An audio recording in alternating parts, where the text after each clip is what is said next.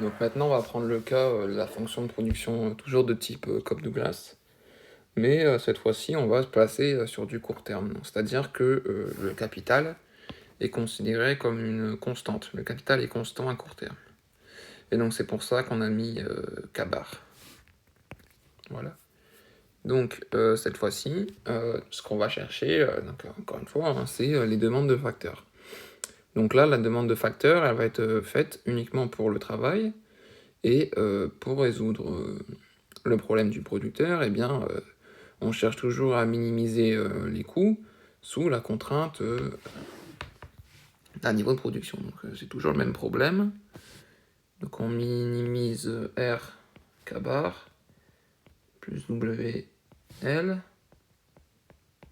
sujet à Q égale A K bar alpha L bêta. Donc pour ce faire, en fait, si on veut trouver la demande de travail, tout ce qu'on a à faire, c'est isoler L dans la fonction de production. Donc L égale Q sur A. Voilà. Fois 1 sur K. À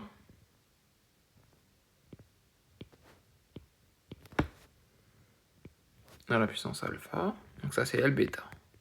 Voilà. Et donc on n'a plus qu'à se débarrasser du bêta. Donc on a L étoile qui est égal à Q sur A.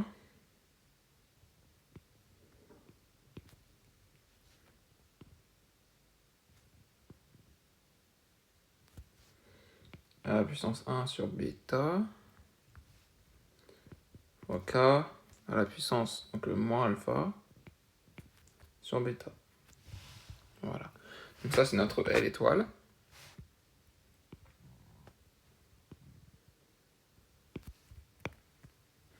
Qui dépend positivement du niveau de production, c'est normal. Négativement de la productivité totale des facteurs et négativement de K. Donc ce qui est logique, hein, si on veut augmenter la production, et bien en plus on est à court terme, et bien la demande de travail va nécessairement augmenter. Il faudra plus de travailleurs pour produire plus, ce qui est logique. Et ça dépend négativement de la productivité totale des facteurs. Ce qui est encore une fois logique, si les ouvriers, les salariés, les employés, bref, sont plus productifs, eh bien on aura besoin de moins d'employés pour un niveau de production donné.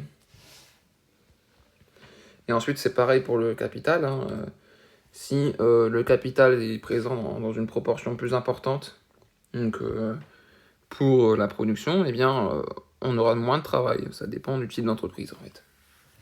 Voilà. Donc là, on a notre demande de travail et tout ce qu'on a à faire, c'est ensuite, par la suite, c'est trouver la fonction de coût total qui est associée à cette fonction de production. Voilà.